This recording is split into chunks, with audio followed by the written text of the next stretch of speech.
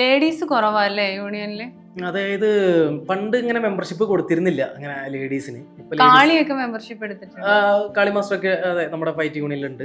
പുള്ളിക്കാരത്തിയായിട്ട് ഞങ്ങൾ വർക്ക് ചെയ്യാറുണ്ട്. കാളി മാസ്റ്ററൊക്കെ ആണെന്ന് തോന്നുന്നു ഇന്ത്യയിലെ ഇപ്പോൾ കൂടുതലും ലേഡി ആയിട്ട് ഫൈറ്റ് മാസ്റ്റർ ആയിട്ട് മുമ്പോട്ട് വന്നേക്കുന്നത്.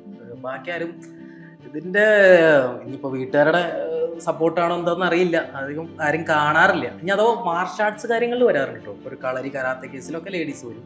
ലേഡീസിന് കൊടുക്കുവോ യൂണിയനിൽ മെമ്പർഷിപ്പ്? നമ്മുടെ യൂണിയനിൽ കൊടുക്കുന്നുണ്ട്. മറ്റു യൂണിയനിൽ ഇപ്പോൾ എന്താണെന്ന് അറിയില്ല. അതിന്റെ ഒരു കൊടുക്കുന്നില്ല ഇപ്പോൾ അവർക്ക്. മറ്റു പ്രശ്നങ്ങളൊക്കെ ആയിരിക്കാം. ചില റിസ്ക് ഷോട്ട് ഈ പെൻഡ്യൂപ്പിന് ചെയ്യാൻ പറ്റാത്ത പോർഷൻ വരുമ്പോൾ നമ്മൾ മെയിലാണ്. ദർശനയ്ക്ക് നമ്മൾ അതെങ്ങനെയാ ചെയ്തേ? ഇതുപോലെ അതേ കോസ്റ്റ്യൂം ഒക്കെ ഇട്ട് അതുപോലത്തെ വിഗ് ഒക്കെ വെച്ചിട്ട് അത് ഫ്രാക്ഷൻ ഓഫ് സെക്കൻഡ് അല്ലേ നമ്മുടെ കണ്ണിൽ നിന്ന് മിന്നി മാറുന്നത്. അതുകൊണ്ട് ചില കേസിൽ മാത്രം ലേഡീസ് ഒറിജിനലും മറ്റേതൊക്കെ റിസ്ക് കേസിലൊക്കെ നമ്മുടെ ആണുങ്ങൾ തന്നെ മെയിൻ.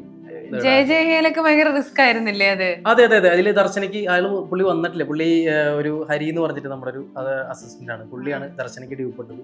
ഞാൻ ബേസൽ ഡ്യൂപ്പെട്ട് ഓൾറെഡി ഞങ്ങൾക്ക് സ്റ്റണ്ട് എന്താന്നുള്ളതൊക്കെ ഓൾറെഡി പ്രാക്ടീസ് ചെയ്തതിന് ശേഷം ആണ് ആ സ്റ്റണ്ട് ചെയ്തത്. നിങ്ങൾ അങ്ങനെ പെൺവേഷവും കെട്ടണം നമ്മൾ തന്നെ. അതെ അതെ അതെ.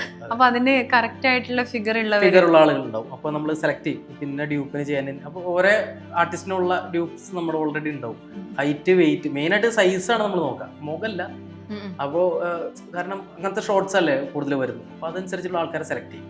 പെൺകുട്ടികൾ വരുവാണെങ്കിൽ നിങ്ങൾ പഠിപ്പിക്കുകയൊക്കെ ചെയ്യോ? മെമ്പർഷിപ്പ് ഒക്കെ കൊടുത്ത്? ഉണ്ട്. നമ്മുടെ യൂണിയനിൽ ഇപ്പൊ ഒരു ലേഡീസ് ഉണ്ട്, ലേഡി ഉണ്ട്. പക്ഷെ ആക്റ്റീവായിട്ട് അധികം കണ്ടിട്ടില്ല.